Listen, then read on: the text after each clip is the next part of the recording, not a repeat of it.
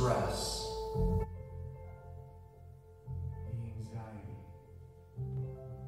the constant movement, rushing from one place to the next, chasing after your desires, or running from your fears. I see how you struggle, striving to meet your needs all on your own. I see the burdens placed upon you and the burdens you place upon yourself. In the midst of this chaos and hurry, I am calling out to you to slow down. Be still and know that I am God. It is I who set the earth in motion. It is I who sustains you, protects you, and provides for your needs. Come to me, all who labor and are heavy laden, and I will give you rest. Trust in me with all your heart and lean not on your own understanding. Do not let your hearts be troubled, and do not be afraid, for I will never leave you.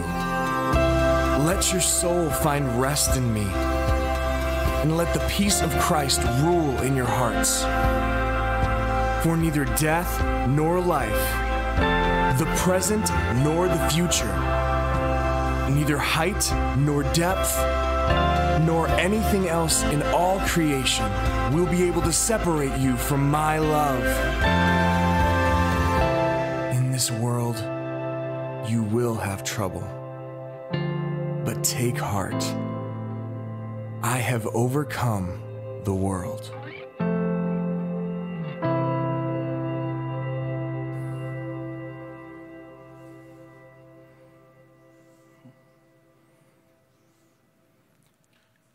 I want to begin this morning by asking you some questions. They're going to start easy and maybe get a little harder as we go along. Are you ready? All right, here we go. You can either check that box or put a big X on it. Do you often feel tired when you wake up in the morning? If you have sleep apnea, you do. But do you often feel tired, even after a good 8 hours sleep, when you wake up in the morning? Do you find yourself having difficulty concentrating? Is it hard to focus throughout the day? Maybe you have ADHD like me, or maybe there's something else going on.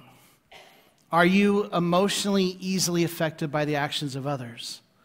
Just get emotional really easily. Are your relationships with others strained because of your inability to stay connected? Do you find yourself spending more time doing things you have to do than the things that you want to do? Has your view of life lost its expectation of excitement and adventure?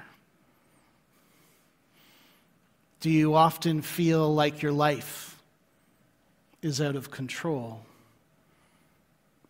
If you answered yes to a number of these questions, you just might be suffering from a lack of rest. The question I have is, why? A rest has become synonymous with sleep, or at least a cessation of activity, but what if it's more than a solid 8 hours? What if rest in itself is a vital activity required to tend to the garden of our lives? What if it's the water that sustains us, the fertilizer, awakening us to growth and to greatness? What if it's the gardener pulling up the weeds that threaten to edge out the beauty all around us? What if it is so much more than just going camping or taking a cruise or going on that 3 weekend, 3-day weekend at the lake, where, let's be honest, oftentimes you come back feeling more tired than when you left. Why is it that no matter what you try, you just don't ever quite feel rested? It was, I think, June of 2021. I was on a Zoom call with the leadership of my church at Knox Presbyterian Church in Midland, and I was ugly crying. Do you know what ugly crying is? You know, the kind of weeping that just bursts forth out of you like a dam breaking. It involves tears and snot and the kinds of sounds that you would only expect from the deepest pits of despair, or perhaps at the birth of a baby rhinoceros. I'd always prided myself in being cool under pressure, a stabilizing presence in the room. I mean, I walk into hospitals and hospice on the regular to help ease the transition between life and death. I regularly speak in front of large crowds, which I'm told is most people's worst nightmare. And most importantly, I've been a Toronto sports fan since birth, which means I've endured the worst of the worst. But you know what broke me? You know what finally got to me? COVID. COVID broke me.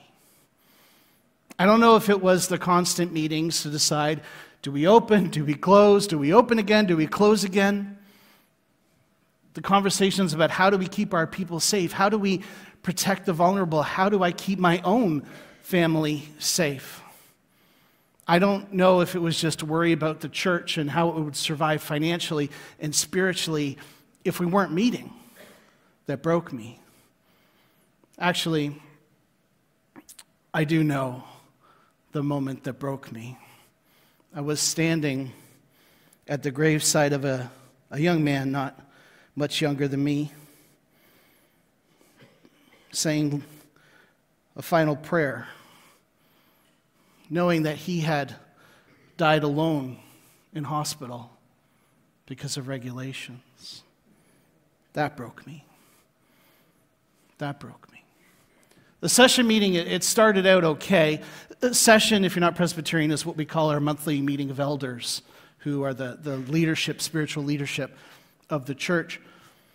It started out fine. We handled our business. We made our way through the agenda. We prayed for the sick. We prayed for those in need. I had planned at the end of the meeting to ask for some time off. Now, you see, the Presbyterian Church in Canada has this incredible program. They call it an intermission. When we hear the word intermission, you probably think of the 18-minute stoppage and play during a hockey game as the players try to regroup and figure out how to not lose. My team, anyway. Others might think of that break in a play or a concert where the musicians collect themselves and get some energy back for the final encore. In the Presbyterian Church in Canada, we have this intermission. It's something similar, but it's also quite different. It's 10 weeks of paid leave where the minister is granted space to get in touch with the holy other in our lives. That's how they phrase it. I don't know why they phrase it that way. They're talking about God. But anyway, maybe they're thinking very broadly of how we experience God in many ways. Think of it kind of as a 10-week sabbatical. And the whole point of it is rest. I had heard of this opportunity before, but in my pride, I thought that taking a sabbatical was something for the weak or the lazy. And my wife and I had discussed many times the idea of approaching the session and presbytery for permission to take advantage of this great program, but I was too proud. Then at the end of that fateful session meeting, I decided that I needed to put my pride aside and I needed to take the plunge, mostly because my wife told me that if I didn't, she'd make me sleep on the couch that night. Because let's be honest, if we won't protect ourselves, It's the ones who love us the most who will step in and make sure we do.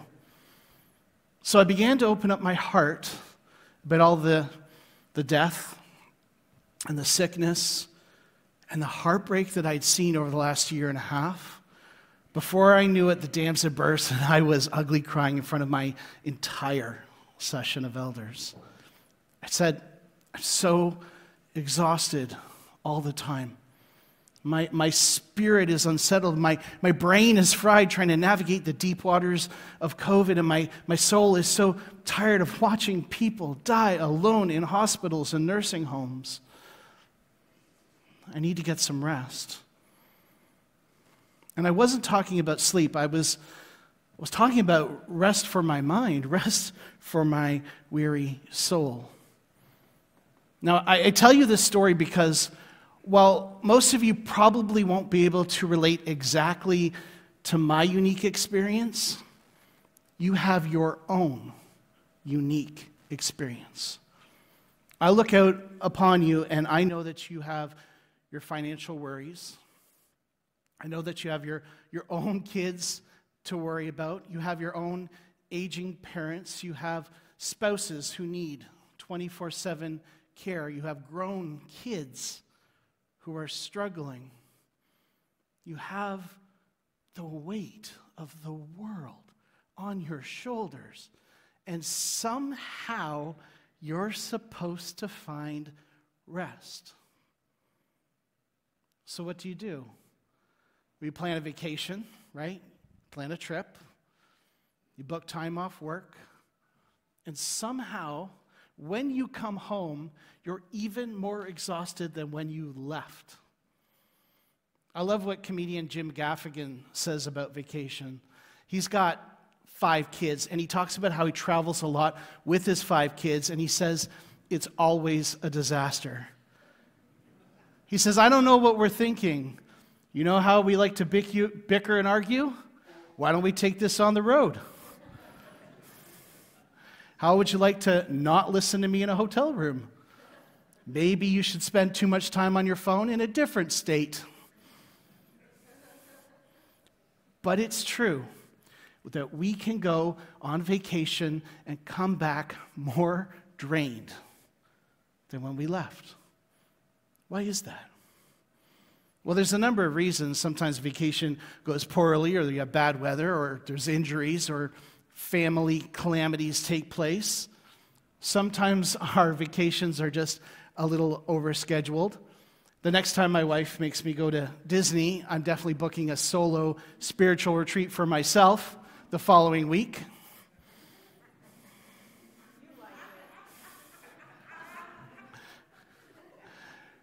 But there is also something more to it, something that I discovered during my intermission in 2022.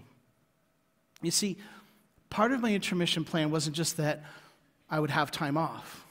I also arranged to meet with a registered therapist so that we could talk through my big feelings, my big feelings. And I did a lot of reading, and that was key as well. Perhaps the best book that I read during that time was this one right here. It's called Sacred Rest by Sandra Dalton Smith, MD. And the book begins with Sandra laying on her living room floor, exhausted and burned out, just looking for a few minutes of quiet in the chaos of her busy day. It was there on the floor that she realized that things needed to change and that part of her journey was going to be writing this book. In the opening chapter, she writes something that really struck me as simple but profound. She said, shifting our activities or changing the location of where we are active is no more restful than doing those same activities at home.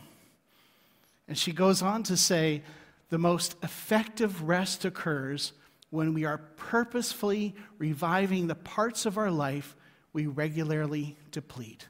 Any so-called rest that does not meet this goal isn't rest, it's just more work adding to the busyness. Do you relate to that?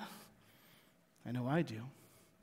Through the next 7 chapters, she's going to explore 7 main areas where we often don't find rest. And most of us really only stop at the first or maybe the second one. We can't get into all of these today. I'm not even going to try.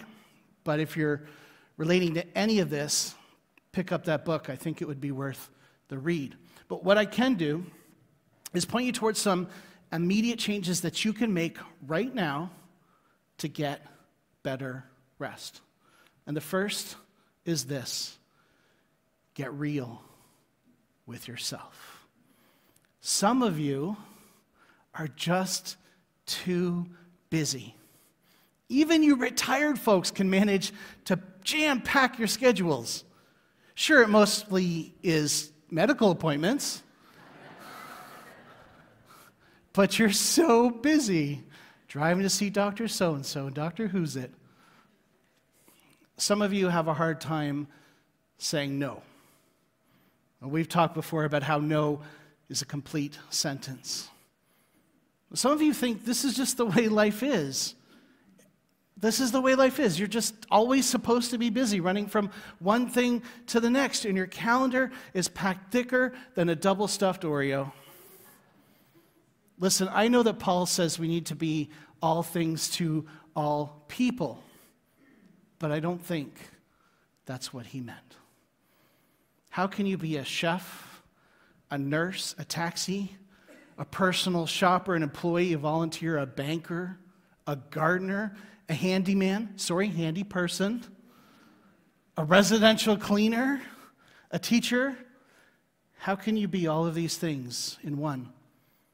And here's the thing about life these days. Life these days, it moves so fast. And because of technology, we can squeeze in so much more than generations past. I can't tell you how many Zoom meetings I've had on vacation from the lake. But there needs to be some margin built into your schedule. When you pick up a book, there's white space all around the edge, right? And that's not because I don't know why you might think they do that. They do that for one reason, and that's because the human eye gets stressed out when the words go from edge to edge. Just try it sometime. Type up a piece of paper right to the edge. It'll stress you out. We need a little bit of margin to feel at ease. If you're always exhausted, let me suggest that you take a good look at your calendar and give yourself a break. Some of you need to cut yourself some slack. You're trying to do everything, and you're trying to do everything well. Is that possible? No, it's not. You can do everything, but you certainly can't do it well. So here's what I suggest if you're really struggling. Just get out a piece of paper and write in 3 columns. There are things in your life that you must do. There are things in your life that you should do. And there's things that you can do. What are some of the things that we must do? Shout them out at me. Okay, this is a bad idea because I'm hearing a lot of different things at once. What must we do? Make meals. We have to eat. We have to eat. We must make meals. Yeah, that's a must do. Any other must do's? We have to shower. Tell my teenager that. Thank you. We would all appreciate it. What else must we do? Wash the car. Wash the car? You know what? I would put that one in the can-do, right? Because your car will just keep on trucking even if it's dirty, right? But what happens if you put that in the must-do pile? You have to take something else out, don't you?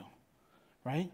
Life is about balance, and there's only so much you can fit in the must-do column. So make a list of all of the things that you do, that you should do, that you can do, and you have to figure out where they go, right?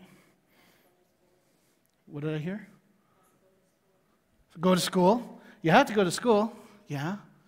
What are some things that we can do, but we make must-dos? Any ideas? Go to Winners. Who said that? Who said that? I've spent more time in a Winners parking lot than you know. I'll just be 2 minutes, honey.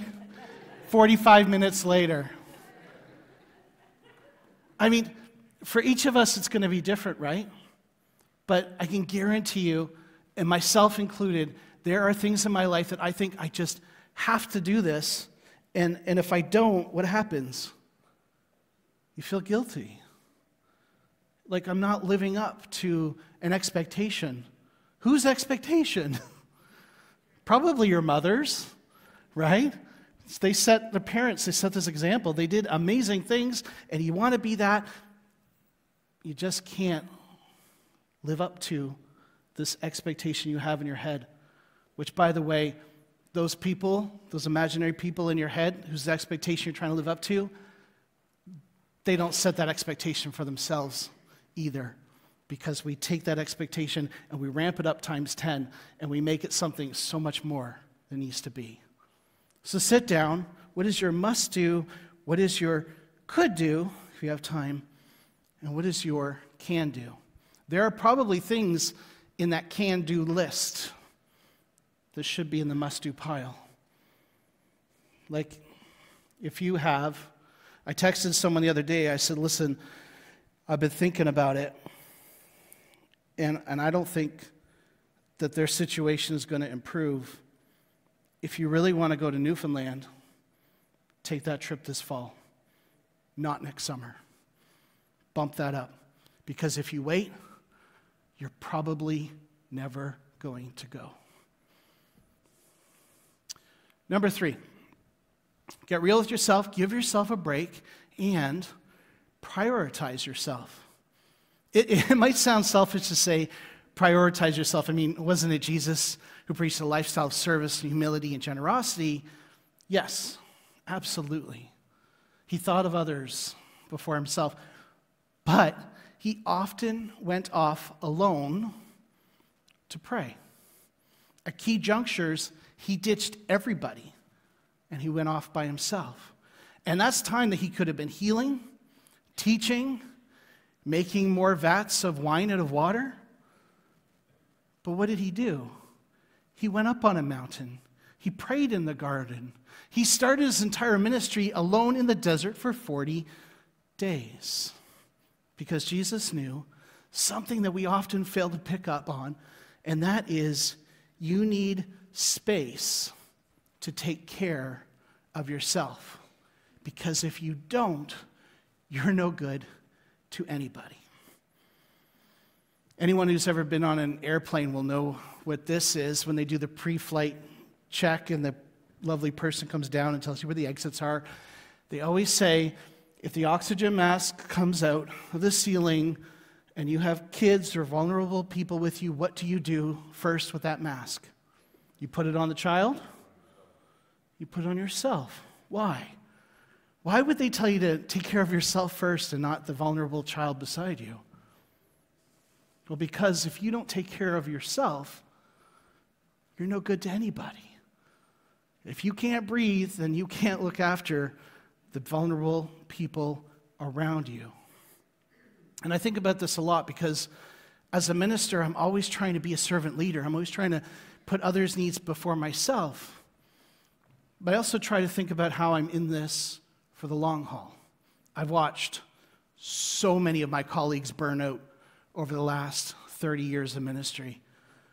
Yeah, I do put in some long hours, often behind the scenes in ways that nobody will know. All of our staff can relate to that. We put in well above what's expected.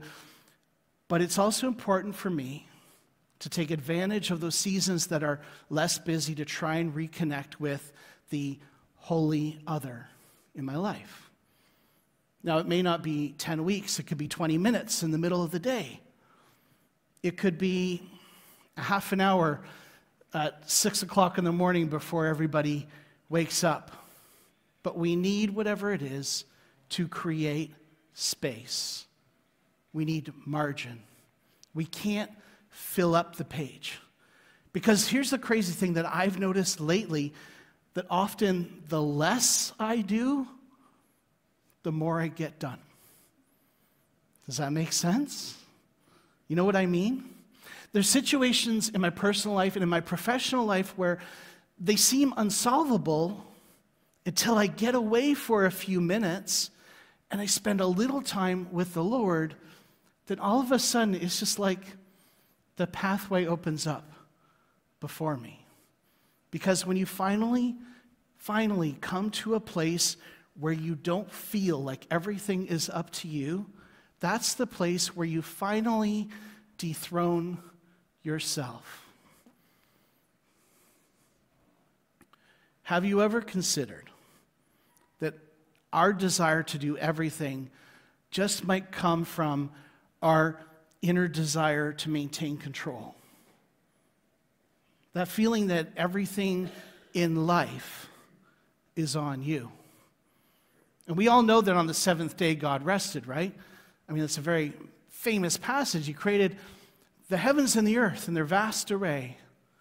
On the seventh day, he rested.